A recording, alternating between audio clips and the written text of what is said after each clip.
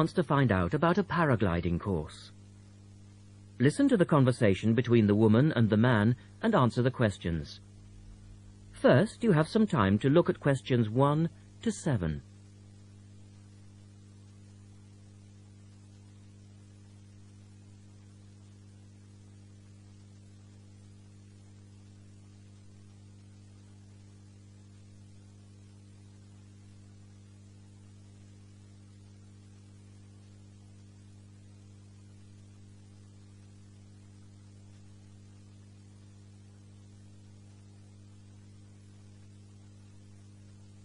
You will see that there is an example which has been done for you. On this occasion only, the conversation relating to this will be played twice.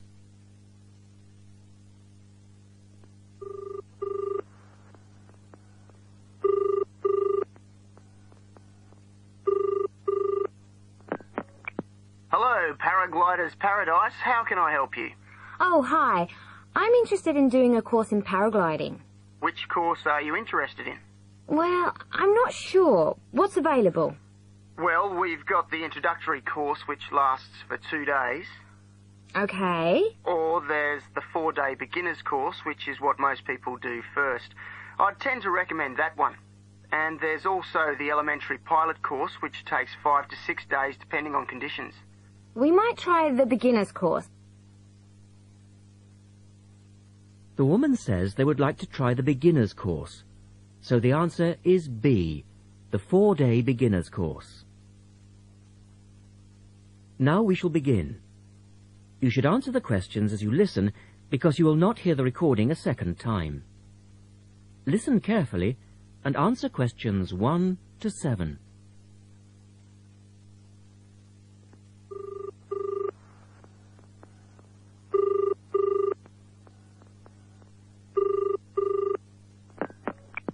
Hello, Paragliders Paradise. How can I help you?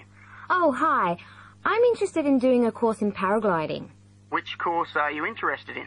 Well, I'm not sure. What's available? Well, we've got the introductory course, which lasts for 2 days. Okay. Or there's the 4-day beginner's course, which is what most people do first. I'd tend to recommend that one. And there's also the elementary pilot course, which takes 5 to 6 days, depending on conditions. We might try the beginner's course. What sort of prices are we looking at? The introductory is $190. The beginner's course, which is probably what you'd be looking at, is $320. No, sorry, $330. It's just gone up. And the pilot course is $430. Right. And you also have to become a member of our club so that you're insured. That'll cost you $12 a day. Everyone has to take out insurance, you see. Does that cover me if I break a leg? No, I'm afraid not. It's only third party and covers you against damage to other people or their belongings, but not theft or injury. You would need to take out your own personal accident insurance. I see. And what's the best way to get to your place? By public transport, or could we come by bike? We're pretty keen cyclists. It's difficult by public transport, though there is a bus from Newcastle. Most people get here by car, though, because we're a little off the beaten track. But you could ride here, okay? I'll send you a map. Just let me take down a few details. What's your name? Maria Gentle. And your address, Maria? Well, I'm a student staying with a family in Newcastle. So it's care of... Care of Mr. and Mrs. McDonald. Like the hamburgers? Yes, exactly. McDonald. The post office box address is probably best.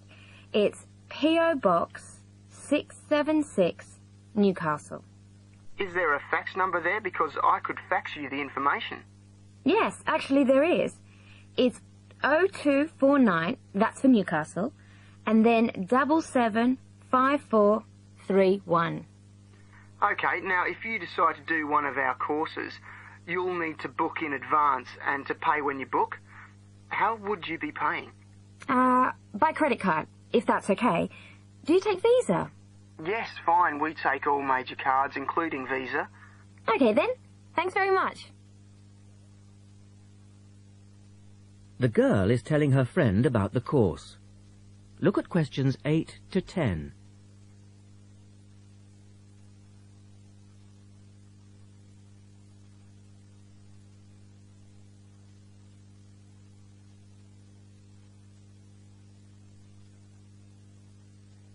Now listen to their conversation and answer questions 8 to 10. Hi, Pauline. Hi, Maria. What's that you're reading? Just some information from a paragliding school. It looks really good fun. Do you fancy a go at paragliding? Sure. Do you have to buy lots of equipment and stuff? Not really. The school provides the equipment, but we'd have to take a few things along. Such as? Well, it says here, clothes, wear stout boots, so no sneakers or sandals, I suppose, and clothes suitable for an active day in the hills. Preferably a long-sleeve t-shirt.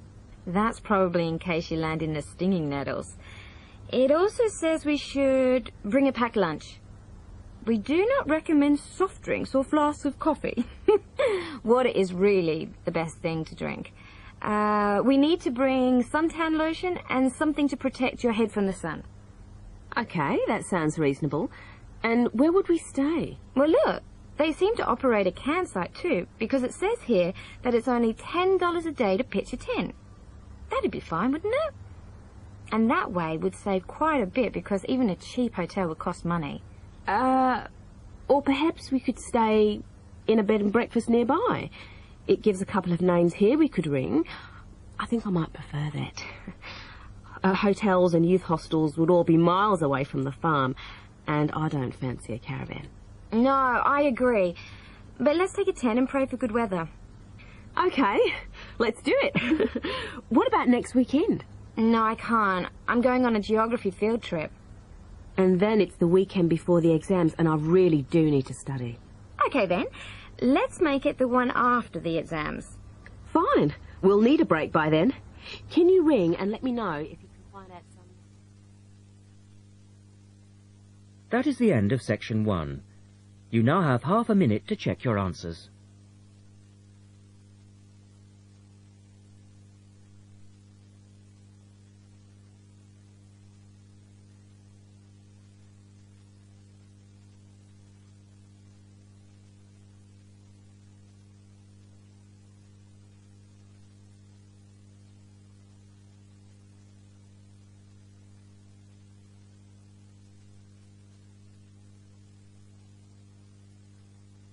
Now turn to section 2 on page 32.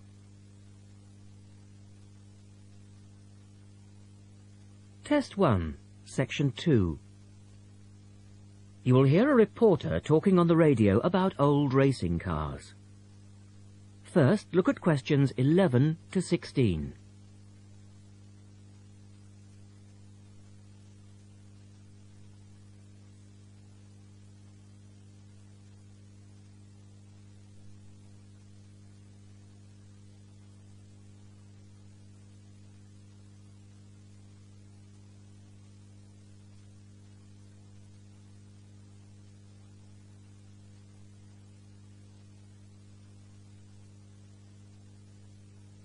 As you listen to the first part of the talk, answer questions 11 to 16.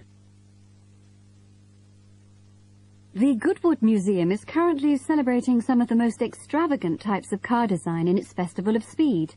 Here's our reporter, Vincent Freed, who's on site to tell us about some of the cars on display. Well, here I am, standing in front of one of the most prestigious cars ever built, the Duesenberg. A fantastically expensive, luxurious car built in the early part of the 20th century and bearing all the glamorous qualities of the Jazz Age. How many were there? Well, only 473 Duesenberg J-types were ever built, and the model here is one of the rarest. Each had a short 125-inch chassis or framework, and the body was always in the form of an open two-seater. The technology behind the car's 6.9-litre engine was extraordinary.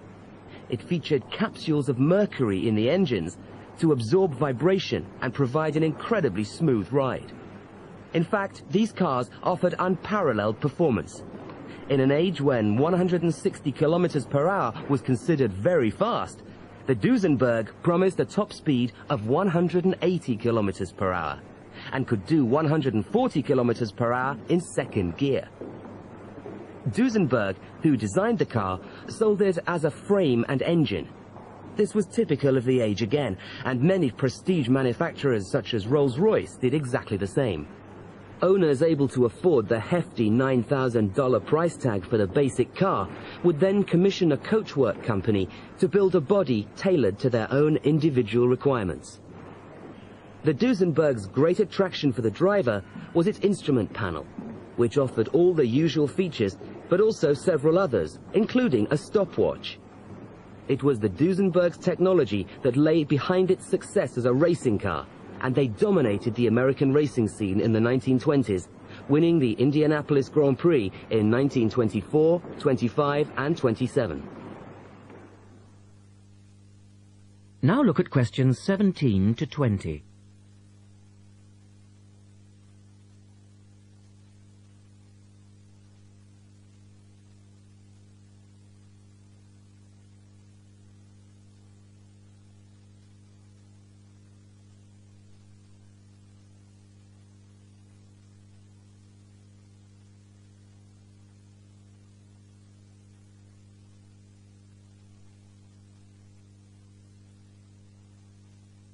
As the talk continues, answer questions 17 to 20.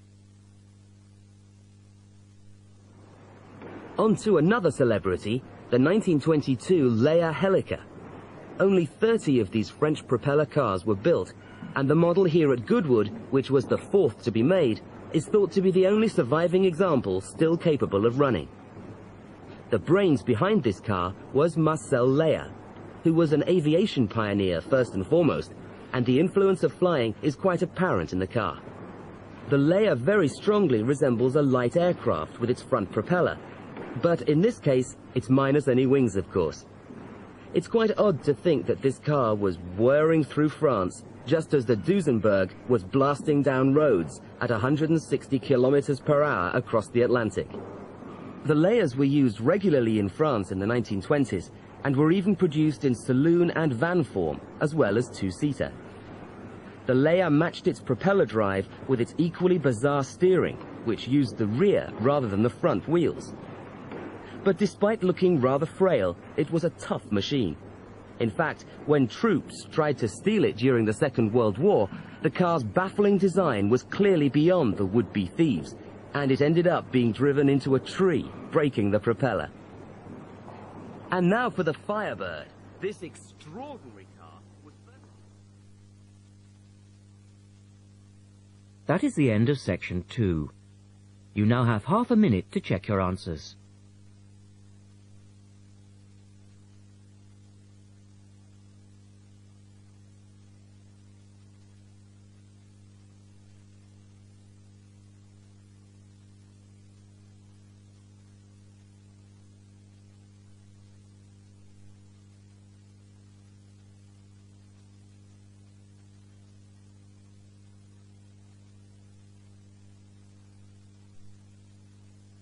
Now turn to section 3 on page 33.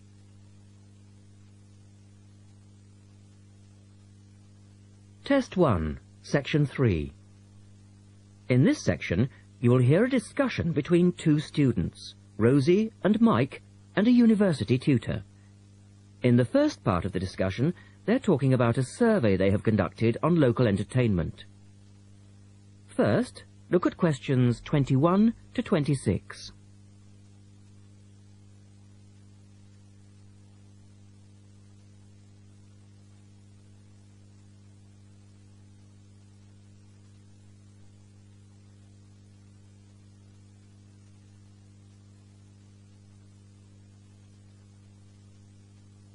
Now listen to the first part of the discussion and answer questions 21 to 26. Good morning, everyone. Well, I think we can start straight away by getting Rosie and Mike to do their presentation. Would you like to start, Rosie? Yes. Well, we've done a survey on local entertainment. Basically, we tried to find out how students feel about the entertainment in the town and how much they use it. Yes, so we've called our project Out and About. Yes, that's a good title. Out and About. We wanted to find out how well students use the entertainment facilities in town, whether they get to see the latest plays, films, that kind of thing. Now, we have our own facilities on campus, of course. Oh, yes. We deliberately omitted those as we really wanted to examine outside entertainment in the town as opposed to on the university campus. Actually, there were a lot of areas to choose from, but in the end, we limited ourselves to looking at 3 general categories: cinema, theatre and music. Right. OK, well, first of all, cinema. In the town, there are 3 main places where you can see films. There's the new multi-screen cinema complex, the old park cinema, and a late-night Odeon. So, if you look at this chart, in terms of audience size, the multi-screen complex accounts for 75% of all cinema seats. The park cinema accounts for 20% of seats, and the late-night Odeon has just 5% of seats. As you probably know, the complex and the park show all the latest films, while the late-night cinema tends to show cult films. So, when we interviewed the students, we thought the complex would be the most popular choice of cinema, but surprisingly, it was the late-night Odeon. Yeah, and most students said that if they wanted to see a new film, they waited for it to show at the park, because the complex is more expensive and further out of town, so you have to pay more to get there as well. Yes, and that adds to the cost, of course, and detracts from the popularity, evidently. Well, next, we looked at theatres. The results here were interesting because, as you know, there's a theatre on campus which is popular, but there's also the Stage Theatre in town, which is very old and architecturally quite beautiful. And there's the large modern theatre, the Ashtop, that has recently been built. So you just looked at the 2 theatres in town? Yes, but the thing about the theatres is that there's a whole variety of seat prices. Also, the types of performance vary, so students tend to buy seats at both and like using both for different reasons.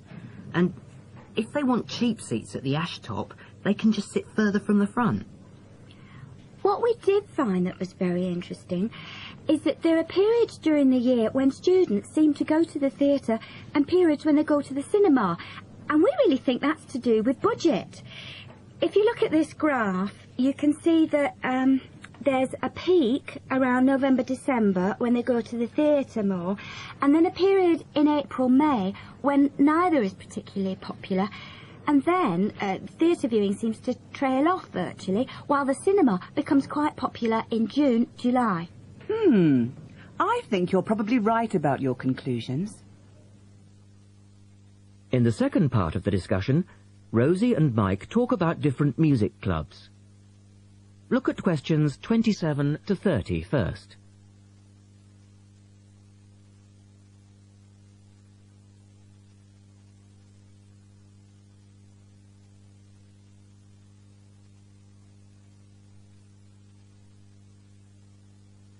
As you listen to the discussion, complete the chart about the different music clubs. Some answers have been done for you. Listen carefully and answer questions 27 to 30. Well, lastly, we looked at music, and this time we were really investigating the sort of small music clubs that offer things like folk, or specialise in local bands. So not musicals as such? That's right. We looked at 3 small music venues and we examined the quality of the entertainment and the venue and gave a ranking for these. A cross, meaning that the quality was poor, a tick, meaning it was okay, and 2 ticks for excellent. First of all, the Blues Club, which obviously specialises in blues music. This was a pretty small place and the seating was minimal, so we didn't give that a very good rating. No, we don't recommend that one, really. Then the Sansu, which plays a lot of South American music. It was a big place, very lively, good performers, so 2 ticks for that one. The Pierre Hotel is a folk venue, a good place for local and up-and-coming folk artists to play. Not the best of venues, as it's in a basement and a bit dark, but the quality of the entertainment was reasonable and the lighting was very warm, so we felt it deserved an average rating. Now finally, there's the Bald Rock Cafe, which features big rock bands and is pretty popular with students, and we enjoyed ourselves there as well, so top marks for that one. And then, did you get any information from the students as to which of the clubs they preferred? That is the end of section 3. You now have half a minute to check your answers.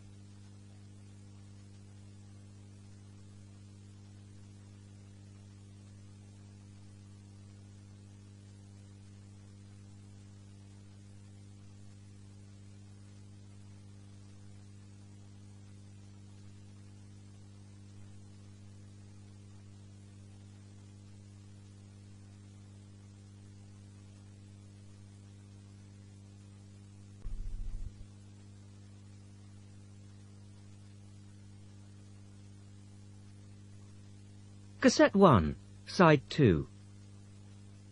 Now turn to section 4 on page 35.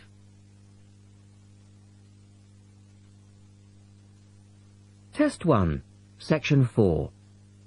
You will hear a lecturer talking about dust storms. First, you have some time to look at questions 31 to 36.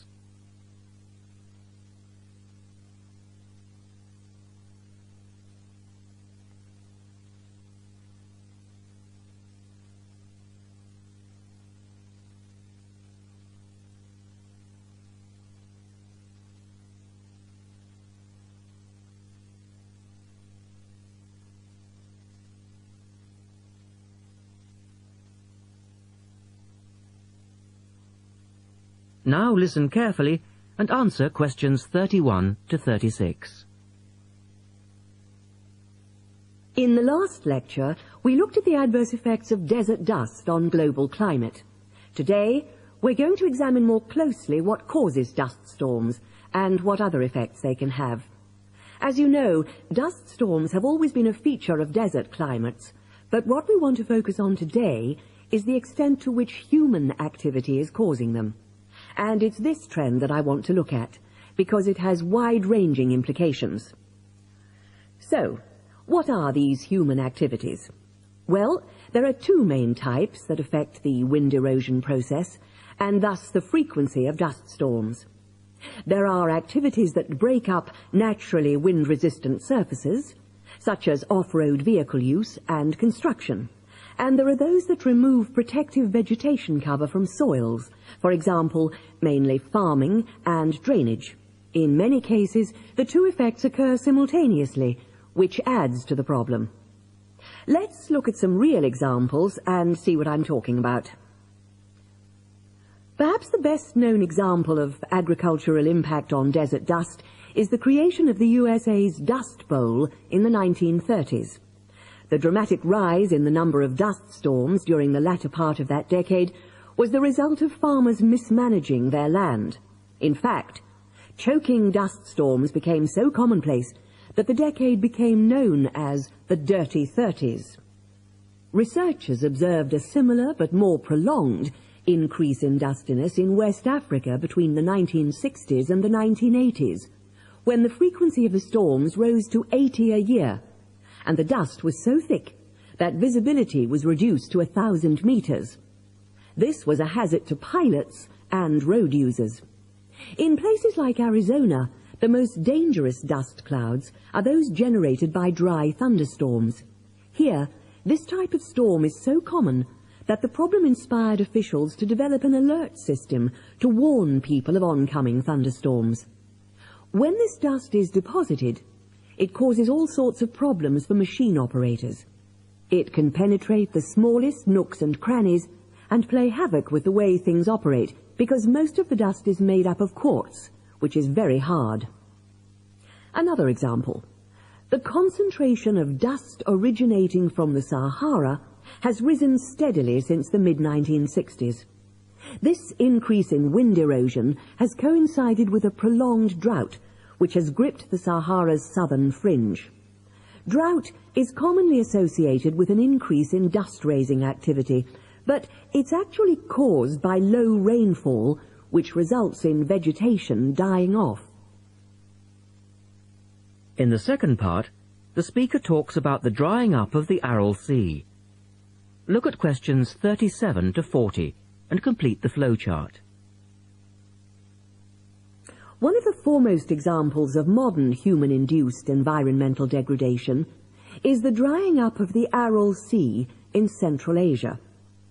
Its ecological demise dates from the 1950s, when intensive irrigation began in the then Central Asian republics of the USSR. This produced a dramatic decline in the volume of water entering the sea from its two major tributaries. In 1960, the Aral Sea was the fourth largest lake in the world, but since that time it has lost 2/3 of its volume. Its surface area has halved, and its water level has dropped by more than 216 meters. A knock-on effect of this ecological disaster has been the release of significant new sources of wind-blown material as the water level has dropped. And the problems don't stop there. The salinity of the lake has increased so that it is now virtually the same as seawater. This means that the material that is blown from the dry bed of the Aral Sea is highly saline. Scientists believe it is adversely affecting crops around the sea because salts are toxic to plants. This shows that dust storms have numerous consequences beyond their effects on climate, both for the workings of environmental systems and for people living in drylands. That is the end of section 4. You now have half a minute to check your answers.